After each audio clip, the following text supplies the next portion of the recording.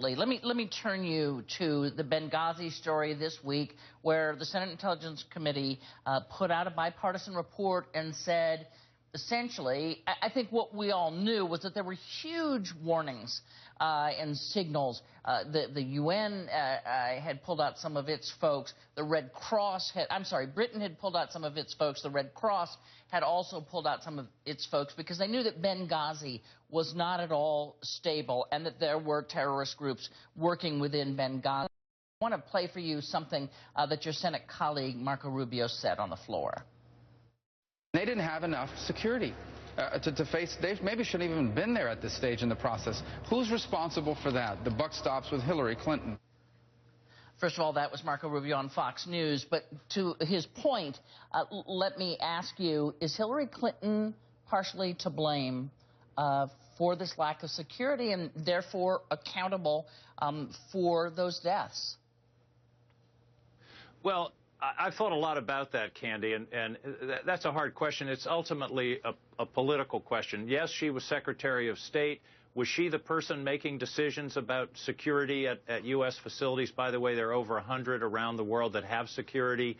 Did somebody come to her and say, we need more security at Benghazi, and she said, no, don't bother? There's no evidence that I've seen that she was directly involved in that decision. On the other hand, she's the CEO, she's the boss, and I've gone back and looked at the law and how you hold CEOs accountable for lapses down the line, and generally the standard is there has to be some either knowledge or participation in the decision.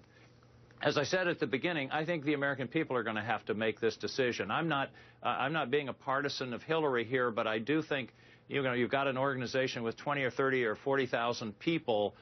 To say that an individual decision about one facility is the responsibility of the boss who really wasn't making that decision. Now, having said that, there's no question the State Department screwed up here.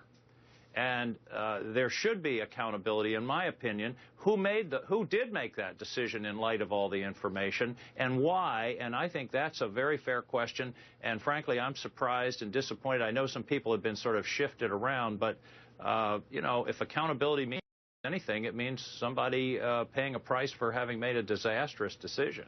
Right. So there were 4 people that kind of put on leave, but then they were found not to have done anything terribly wrong, and they were shifted around to other jobs. So you would agree that no one has been held accountable for the fact that the State Department failed, whether in the person of Hillary Clinton or anyone else at the State Department. They failed to protect U.S. property and the U.S. people in it, despite all those warnings. You think someone should have been fired? Yeah, I agree. I haven't seen any real accountability, and I think that's been a failure in this whole process. And actually, Susan Collins, my colleague from Maine, had a kind of addendum to the report where she identified some people that she thought should be held accountable based upon her work on the Homeland Security Committee. So, I think that's